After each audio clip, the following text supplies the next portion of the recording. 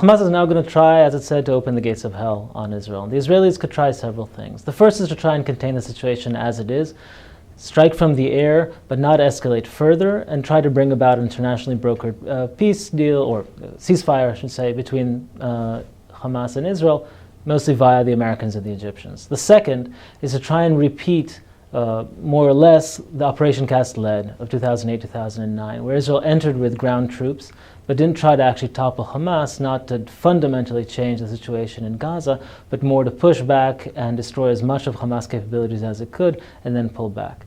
Of course, the damage done by such an operation is great, and the international condemnation that Israel suffered as a consequence was great in their eyes. And so this is a very risky situation, especially for the residents in Gaza, but also for Israel.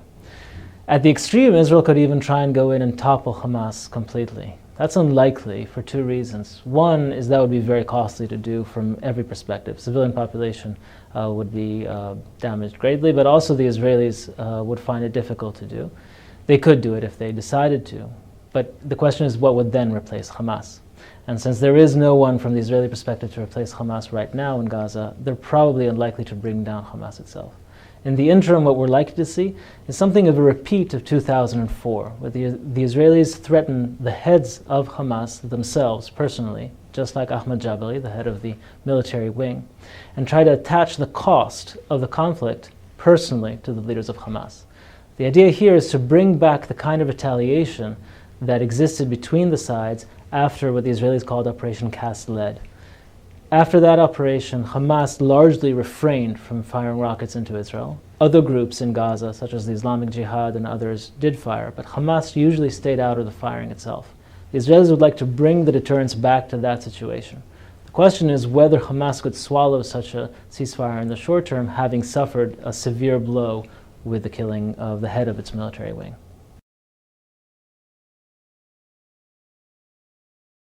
The chances of an Israeli ground invasion exist, yes. The situation is grave, and there certainly is the possibility that Israel tries to invade Gaza, at least partially. At present, it doesn't look like this is Israel's preference. They would rather try and contain the conflict for a while, but it's unlikely that Hamas will go along with it in the short term. In the slightly longer term, the keys to a ceasefire remain as they were before with the United States and especially with the Egyptians. But here's one of the big differences between 2008, 2009 and today. Cairo has changed completely. Instead of Hosni Mubarak in charge of Egypt, we now have a Muslim Brotherhood president, Morsi, who is by ideology and connections much closer to Hamas than Mubarak was. Hamas itself is an offshoot of the Egyptian Muslim Brotherhood. The Egyptians have not been as close to Hamas as many had expected. They have actually, their policy has been one of stability, more or less. But now, tomorrow, we're going to see the Egyptian Prime Minister being sent by the President to Gaza itself. Of course, the Israelis are going to have to be very mindful of his safety while he is there. And this new posture by the Egyptians of, on the one hand, maintaining relations between Israel and Egypt, and on the other hand, of course, close connections with Hamas, it offers them the opportunity to be the broker of ceasefire, but it is very unpredictable compared to previous regime. In the past, the Israelis had very close ties to the Egyptians, the Americans had very close ties to the Egyptians, and there was an ability to coordinate the international effort.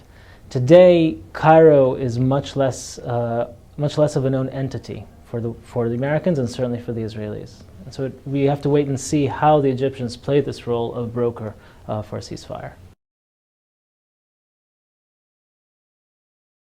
The Israeli public now has been demanding some kind of solution to the rocket attacks in the south. It's important to remember that in the international press, most of the rocket attacks don't get reported.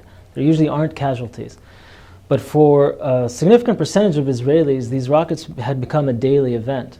And so the Israeli public opinion had been quite forceful in demanding some kind of resolution to the rocket attacks. And so although it came as a surprise abroad, inside Israel, this escalation was not a surprise, certainly not in the grand scheme of things.